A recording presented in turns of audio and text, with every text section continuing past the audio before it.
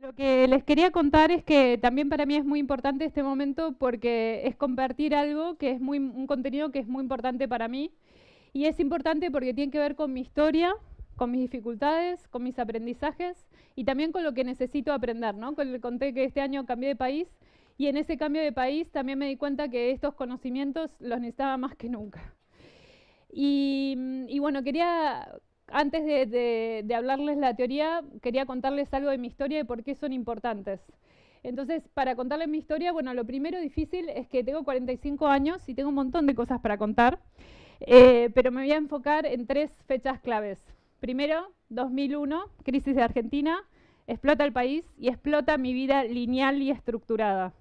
¿Sabes? Yo creía que tenía control sobre mi vida y esa idea explotó, digamos, murió. Y yo hasta ese momento tenía 28 años, y hasta ese momento había vivido en esta parte de este dibujo. Solo aquí. Había estudiado filosofía, trabajaba de programadora y vivía en la mente. Y ahí cuando mi vida explota me doy cuenta que bueno, ¿qué hago? ¿Qué hago ahora? Y también hay otra cosa, que como tenía 28 años me di cuenta, bueno, iba a cumplir 30, ¿no? Entonces yo había postergado la felicidad y la libertad cuando sea grande. Cuando sea grande me voy a ocupar, cuando estaba ahorrando plata, y decía, bueno, estoy ahorrando y voy a vivir un tiempo sabático, y voy a ser libre cuando tenga mi tiempo sabático, y iba a ser grande, ¿no? Iba a cumplir 30, entonces 30 ya me sonaba que iba a ser grande. Entonces dije, bueno, ¿sigo postergando o me hago cargo y empiezo a construir la felicidad ahora? Pero en ese momento decir, pero ¿qué es la felicidad? Yo la confundía hasta ese momento con el éxito. Había logrado cierto éxito, que trabajaba en una empresa muy buena, que aún con crisis económica del país logró mantenerse, mi sueldo era muy bueno, y en apariencia, digamos, dentro de mi grupo social, yo era exitosa, pero no me sentía feliz. Entonces decía, bueno, ¿pero dónde se busca la felicidad? Y había gente que me decía, la tenés que buscar adentro, no afuera, no en un salario, en un trabajo, vivía en pareja, nos queríamos mucho, pero no era feliz, ¿no? Tampoco era por vivir con alguien y quererse, era suficiente sentirse feliz. Entonces yo estaba como muy desilusionada y esto de buscar adentro no entendía a qué se referían. ¿Buscar adentro de qué? ¿No? Yo decía, pero adentro, o sea, no, el mundo interior de qué? Si yo vivía acá, lo único que entendía por mundo interior eran los pensamientos. Y en los pensamientos yo no había encontrado felicidad. Teorías sobre la felicidad, pero no felicidad. Teorías sobre la libertad, pero no la libertad. Entonces, no sabía qué hacer.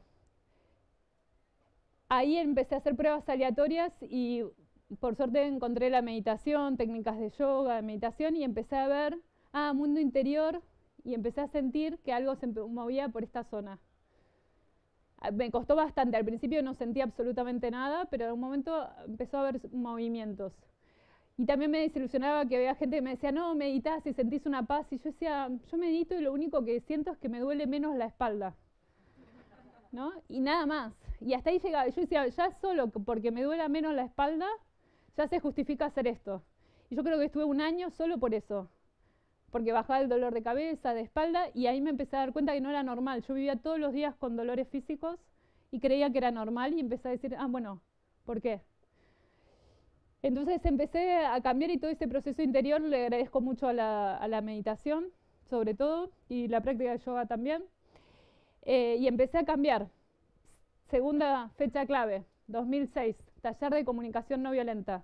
¿Quiénes escucharon alguna vez de la técnica? Bastantes. Y en el taller lo que descubro que todo ese mundo interior que se había empezado a mover adentro mío, descubro una técnica para poder hablar desde ese lugar. Porque hasta ese momento era la meditación en silencio, o hacer yoga en silencio.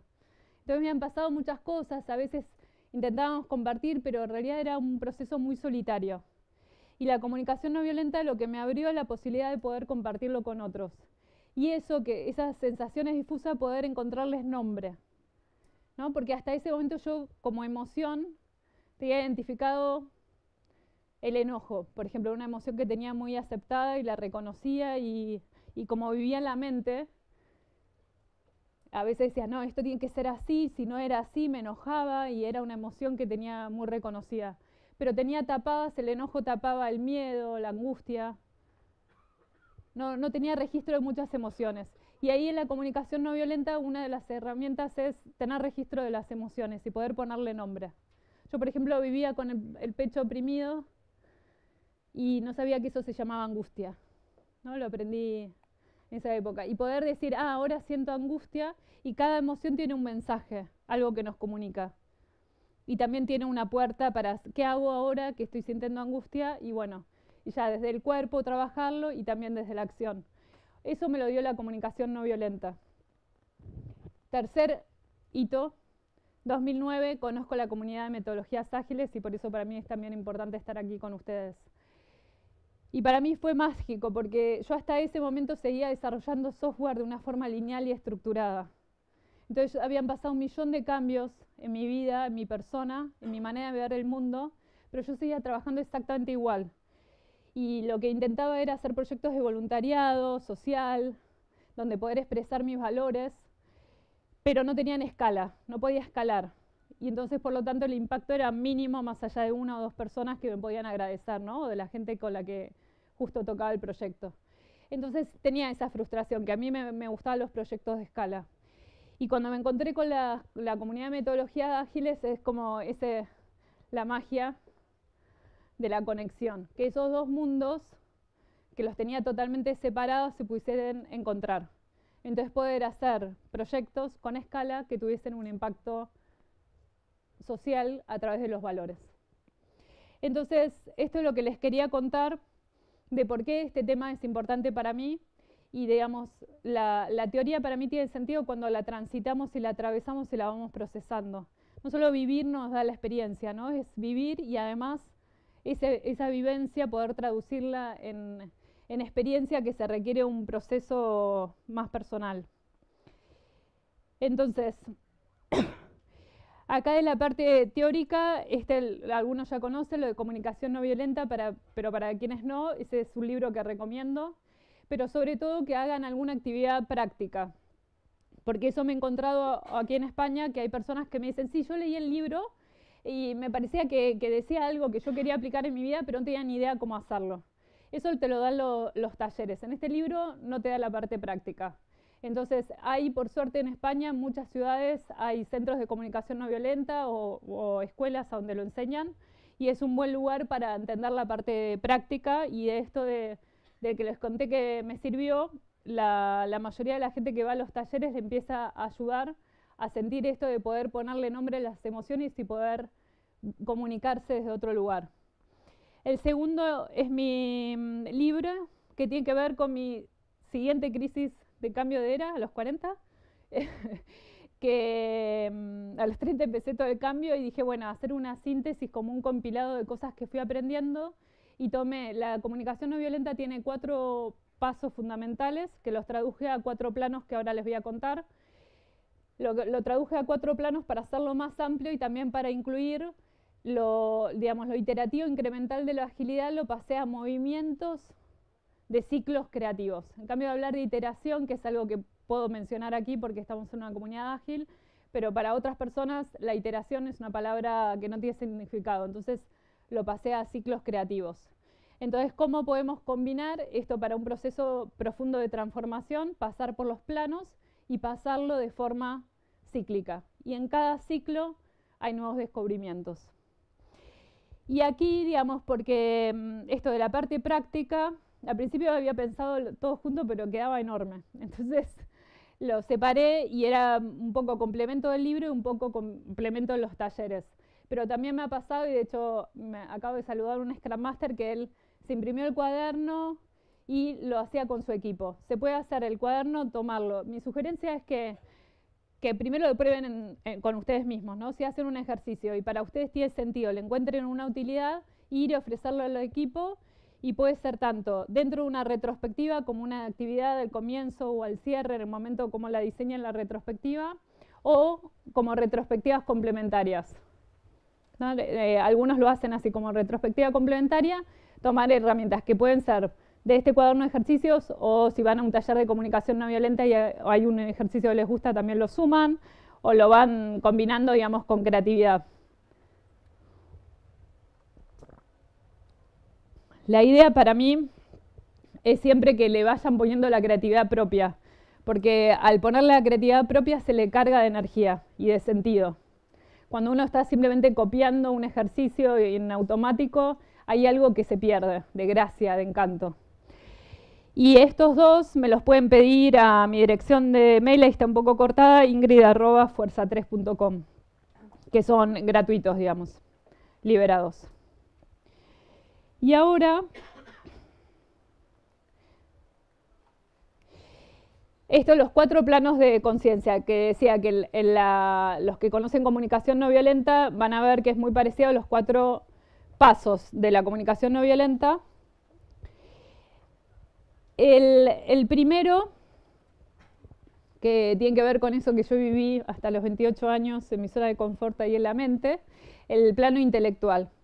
Aquí en el plano intelectual, en general los que venimos de desarrollo de software nos resulta como una parte muy cómoda, porque es ir distinguiendo y también tiene que ver con estructurar razonamientos libres de falacias, ¿no? Es una cuestión muy lógica. Entonces muchas veces los conflictos o ciertas cosas que ya con un buen análisis y revisándolo se pueden resolver. Algo que agrega la comunicación no violenta es que tener muy claro la distinción entre, digamos, por un lado, juicios, opiniones, creencias, conclusiones propias a las que he llegado, y por otro lado, hechos observables y compartidos por todos. Entonces eso también en una retrospectiva o para resolver un conflicto, primero, ¿no? Cuando hay 2 equipos que están en discusión, que muchas veces me pasa que llego y me dicen, uno me dice, no, es que nunca responden a nuestros pedidos. Y del otro lado, no es verdad.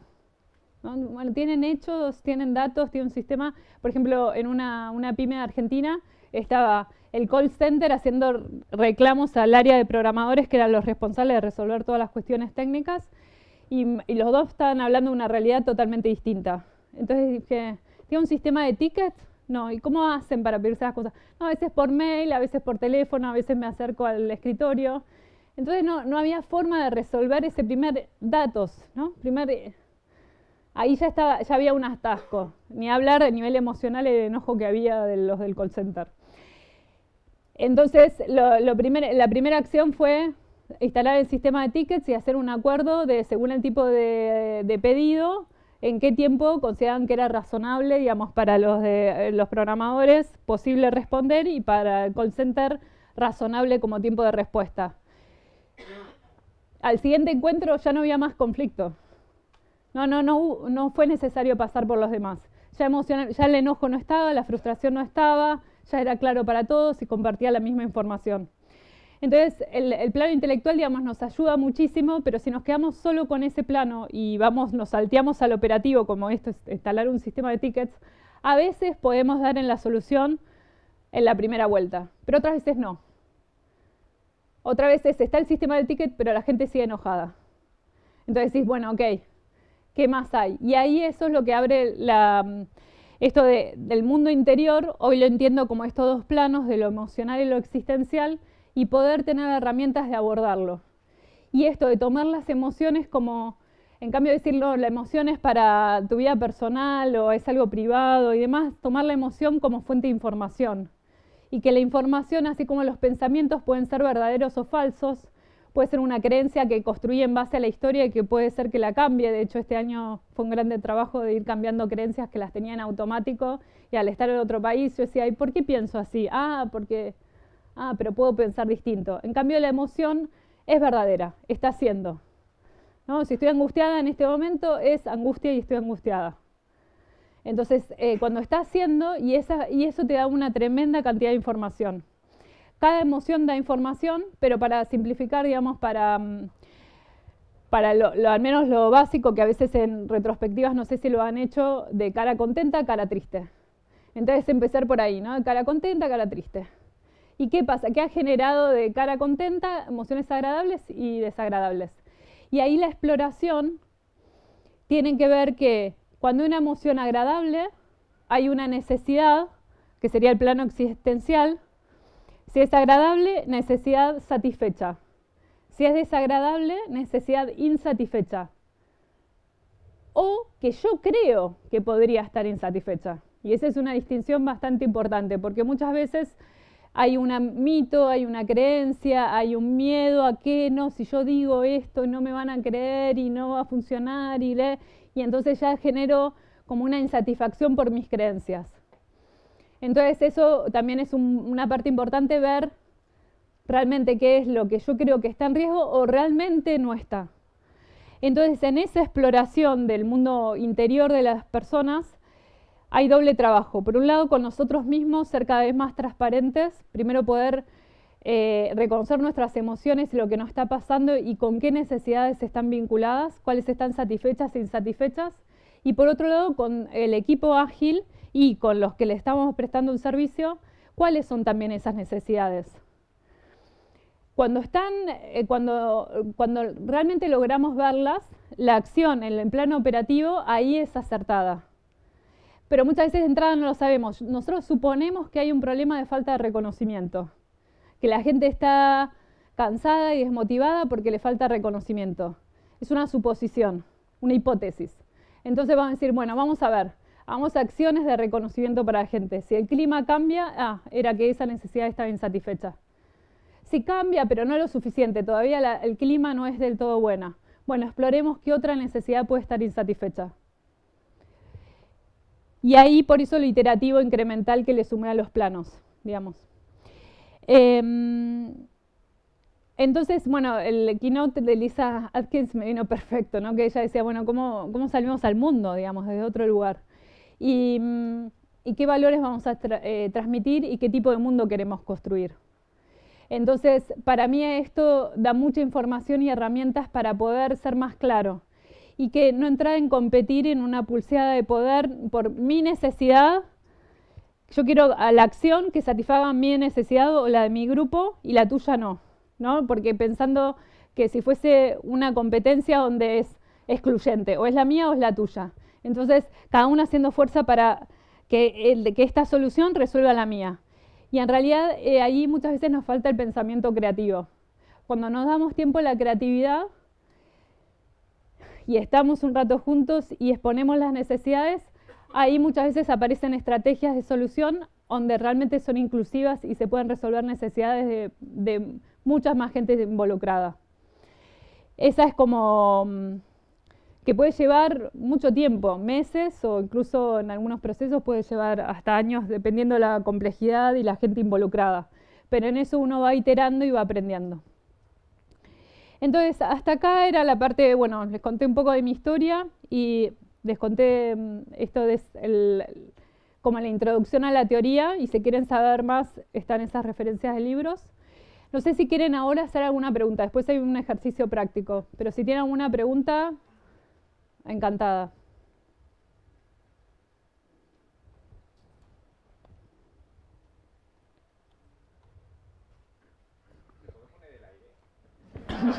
Perfecto. Esa es una necesidad insatisfecha que está presente y el calor. ¿Se puede o...? Bueno, bien. ¿Alguna otra?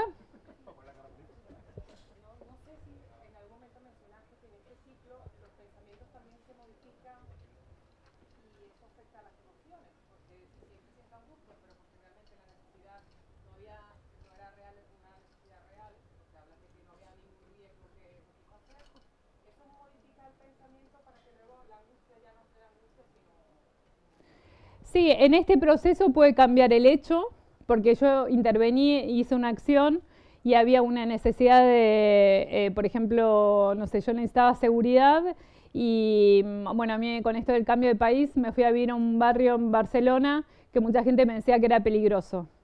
¿Ah? Entonces los primeros días volví aterrada a mi casa, hasta que se me ocurrió preguntar, ¿qué es peligroso para ustedes? ¿Te pueden matar? Claro. Entonces ahí cambió, claro, peligroso, aquí no es que te pueden matar, es solo que te pueden, si te distraes, te pueden robar el celular. Bueno, por eso yo no voy a vivir con miedo. ¿No? Entonces no voy a volver con miedo. Bueno, si un día toca que me roben el celular, que me roben el celular. No. Pero entonces, ahí tiene que ver con mi pensamiento y mi creencia de peligroso es igual te pueden matar. Entonces la cambié. Pero otras veces es realmente estás en una zona peligrosa y realmente estás en estado de alerta y realmente sentís miedo y el miedo te está protegiendo y tiene una función. Entonces no siempre es cambiar el pensamiento, ¿no? Y entonces decir, bueno, ¿qué hago? Si elijo vivir en esta zona que es de riesgo, ¿cómo me protejo? ¿Ah? Pero bueno, y en eso está lo complejo. Y que los planos no siempre están ordenados, sino que uno va navegándolos. ¿Está respondida? ¿Otra pregunta? Sí, has dicho que estabas buscando la felicidad, ¿no? Y mi pregunta es si al final lo conseguiste. Muy buena pregunta. Por momentos sí, pero también me di cuenta que hay algo mucho más importante de la felicidad, que es la plenitud. ¿No? Entonces hubo un momento que, por ejemplo, que mi madre estaba enferma, yo estaba en el hospital con ella y no estaba feliz, porque mi mamá estaba enferma, ¿no? Estábamos asustadas. Después salió bien, está bien ahora ella. Pero pude estar con ella. Yo empecé a hacer todo este cambio y ella también. Entonces pudimos estar conectadas, abiertas, presentes. Y era como me sentía plena, que podía estar presente. Entonces eso me di cuenta que en realidad eso para mí importa mucho más que la felicidad. Y muchas veces por apegarme a un estado de felicidad, no sé, cuando me muera está bien el estado de felicidad como muy llano, ¿no? Pero mientras esté viva prefiero una vida plena. Así que muchas veces pierdo felicidad en la búsqueda de la plenitud y el sentido y el propósito y el crecimiento y otras cosas. ¿Alguien más?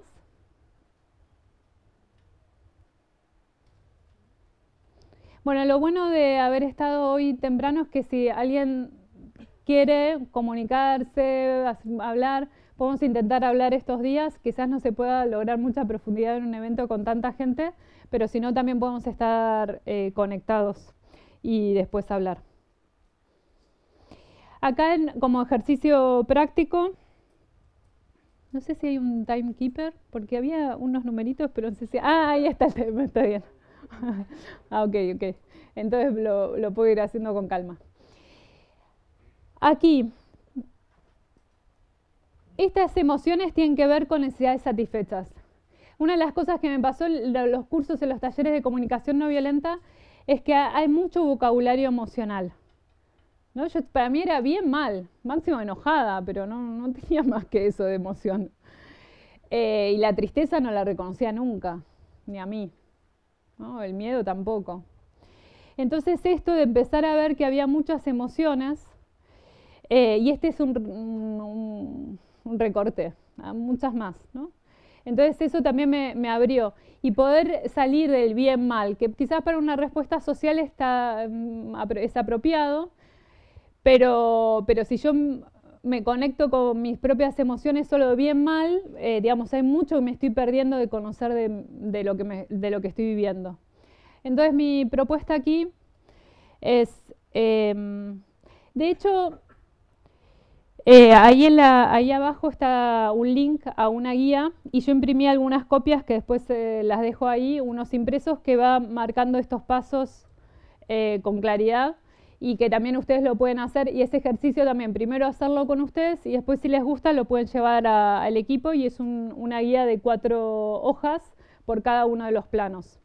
Entonces aquí de las emociones, si quieren cada uno elija alguna emoción, 1, 2 o 3. Y además las emociones también después descubrí que son complejas y en general no está una sola y nada más, ¿no? Que quizás hay varias.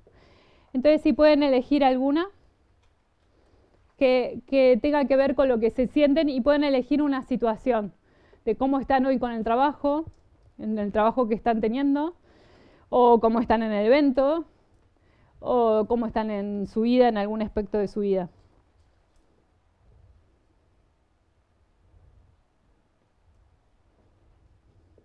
Bueno, está todo. ¿Todos eligieron? Bueno. Ahora, estas tienen que ver con necesidades insatisfechas.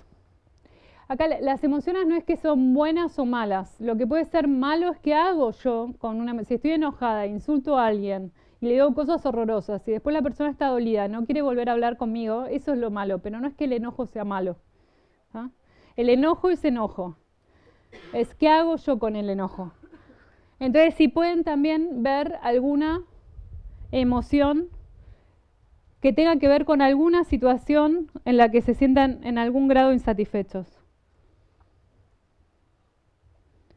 ¿Todos pudieron?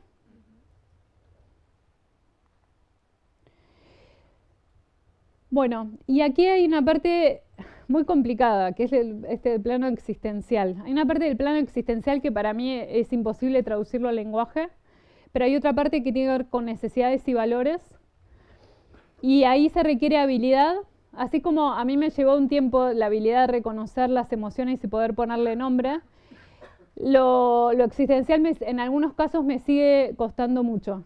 Y además en el cambio de país había digamos, ciertas necesidades se expresan de otra forma.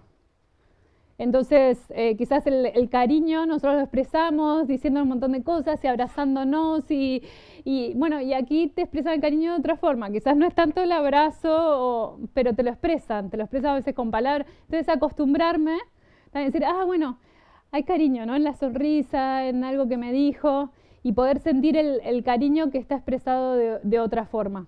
Y eso a veces lleva tiempo, y según la cultura, la costumbre, la historia familiar, cambia mucho según la personalidad. Hay personas que somos más kinestésicas, se dice esto de querer abrazarnos y un contacto físico con una amiga, agarrarle la mano, y otras personas no son kinestésicas más allá de la cultura. Entonces eso, poder entender que somos distintos, las formas que expresamos una necesidad puede cambiar, pero todos necesitamos cariño. Todos necesitamos, son necesidades básicas y universales. Entonces cuando logramos entender cuál es lo básico y lo universal que compartimos, ahí es mucho más fácil después pensar una estrategia de solución. Y no estar peleando por la estrategia. No, yo necesito que me abraces. No, yo necesito cariño en realidad, ¿o no? Necesito una amistad, bueno, necesito ir sintiendo que hay cariño en esta amistad. Pero con cada amistad ese cariño se puede expresar distinto. ¿Se entiende esa diferencia? ¿Logran ver alguna necesidad que esté de la emoción, digamos, desagradable? ¿Logran encontrar cuál es la necesidad o las necesidades que están insatisfechas en este momento vinculada con esa emoción?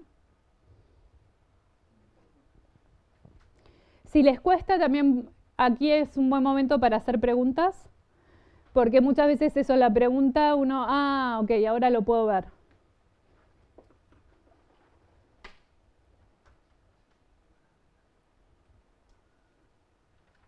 ¿Alguna que les llame la atención?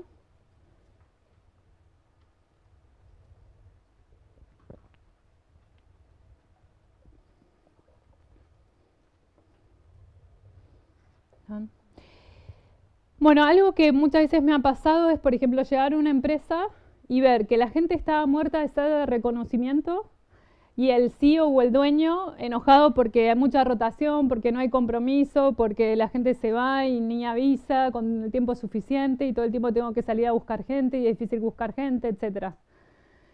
Entonces, cada uno con lo suyo. Y muchas veces si no se habla de forma transparente, ¿no? Si la persona que le está faltando reconocimiento o apoyo, o oportunidades de crecimiento, sentido, propósito, si el contratado, digamos, le están pasando un millón de cosas que están insatisfechas y no es capaz a veces de reconocerlas y mucho menos comunicarlas, es muy difícil encontrar una solución, ¿no? Y además muchas veces él no me ve, él no se da cuenta, él o ella, ¿no?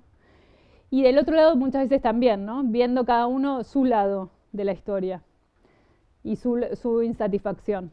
Entonces, si no hay apertura para exponer todas las necesidades que están en juego y que están insatisfechas, es muy difícil construir una solución que convenza a todos, digamos, que a todos los involucre y los entusiasme. ¿Preguntas? Yo vengo de Argentina, que estoy súper acostumbrada a que me interrumpan todo el tiempo. Y eso es una de las cosas que me ha costado aquí al principio. Yo hablaba y nadie me interrumpía, nadie me discutía, porque en Argentina cuando algo nos interesa, discutimos, ¿no? Por más que nos parezca que está bien, pero digo, no estoy 100% de acuerdo, entonces te discuto el 1% que no estoy de acuerdo. Y entonces para mí era, bueno, esa es como una demostración de interés. Y aquí cuando empecé, me acuerdo de una charla que empecé a hablar, no había reacciones de cara ni discusión, y mi pensamiento fue, a nadie le interesa lo que estoy diciendo, y no quiero seguir hablando, y por suerte había otro speaker, y como, seguí vos, ¿no? Yo me fui y dije, no sé qué hago en este país, nadie le interesa lo que digo, ¿para qué vine? Bueno, me quedé ahí un rato como lloriqueando en lugar de victimizándome, y después se acerca una mujer y me dijo, cada vez que hablas decís cosas tan interesantes, me encanta escucharte. Dije, ¿en serio? No, ok, ¿no? Entonces dije, bueno, voy a seguir intentando. Y eso también, me fui dando cuenta muchas veces eso de cómo porque el interés se expresa de forma distinta, ¿no? Entonces, decir, para mí lo importante es que haya interés. Entonces, algunas caritas que veo que hacen así, digo, bueno, con eso estate contenta, ¿no? Entonces, no hace falta que hagan 20 preguntas. Además, hay una cámara filmando que en general suele ser bastante intimidatorio para las preguntas espontáneas. Pero bueno, después podemos seguir compartiendo. Esto entonces la idea es que se puede empezar, esto iterativo incremental, ¿no? Lo que me gustaría que quede como lo repito. A donde sea que estén en el punto, puede ser que nunca vayan hablando de emociones con su equipo, y el primer paso podría llevar a hacer este ejercicio de los 4 pasos, bajarse la guía, imprimirla, llevarla y ver qué pasa de haciéndolo. En general es un ejercicio de bajo riesgo, porque si no conectan, no descubren nada interesante, tampoco perdieron tiempo, ¿no? Y también está estructurado de una forma que parece bastante racional, así que tiene pasos, ¿no? Entonces diga, bueno, pasos, procedimientos, estoy acostumbrado a esto, ¿no? Y aparecen emociones, bueno, ok, pero bueno, tiene una estructura. Entonces esa es una forma de empezar. Y si ya están hablando de emociones con sus equipos, ya hay un trabajo más de la inteligencia emocional, pueden ver qué otra cosa más suman, ¿no? Entonces, encontrar otros ejercicios, otras dinámicas y también animarse, porque lo que fui viendo este año es que mucha gente tiene un conocimiento enorme por su vida personal, por las cosas que ha hecho, pero a veces le cuesta llevar eso al trabajo, por miedo a la crítica, miedo al que dirán, que ahora me volví loco, que empecé a meditar y que estoy diciendo cosas absurdas y no sé qué, me miraron, me criticaron. Entonces, es decir, bueno, ir probando de a poco, dar un pasito, y si en ese pasito hay resonancia, hay interés, algo se movió, bueno, un pasito más. Y no parar de dar pasitos. Porque no parar de decir, no, ya está, ya intenté, no funcionó. Bueno, intentar de otra forma, con otra técnica. Y este era un poco el mensaje. Y acá están mis datos de contacto para los que quieran. Y ahí está mi sitio, que hay mucha información. Yo empecé en 2010. Así que al principio fueron simplemente notas de libros y de cosas que me llamaban la atención y eran, como dije, bueno, entre hacer un cuaderno de notas y subirlo, lo subo. Bueno, pero así están algunas, ¿eh? Así que si me encuentran con muchos errores es que era mi época de tomar notas y subirlo y ni siquiera revisarlo. Pero a los más visitados intento corregirlo y si encuentran algo que tiene errores y me avisan, mejor. Porque lo voy a poner a revisar, el 100% es bastante largo. Pero, por ejemplo, uno de los links que habla de esto es fuerza3.com/CNV y bueno, hay distinto material para que accedan y lo vayan usando en sus equipos. Y también la forma de retrospectiva, como la explico, también /retro, la explico de una forma que es fácil combinar con técnicas de inteligencia emocional, que no solo se enfoque en la parte, digamos, intelectual, sino que también vaya abarcando el plano más emocional. Última oportunidad para preguntas públicas. Una. A lo mejor me voy un poco por la tangente. Sí. ¿Cómo gestionas todo este tipo de las necesidades y tal con gente que o es muy pasiva o es incluso beligerante o, ¿sabes? Con respecto a cómo... Sí, lo de pasivo... Primero hay otra cosa, otra herramienta que a veces uso, que es el análisis de perfil conductual, que yo uso la herramienta PDA, pero aquí en España vi que es más conocida DISC y hay otros. Entonces ahí te puede aparecer proactivo o reactivo. Y no está mal, cada uno tiene como su tendencia, pero si no lo sabes, muchas veces estás esperando peras de un olmo.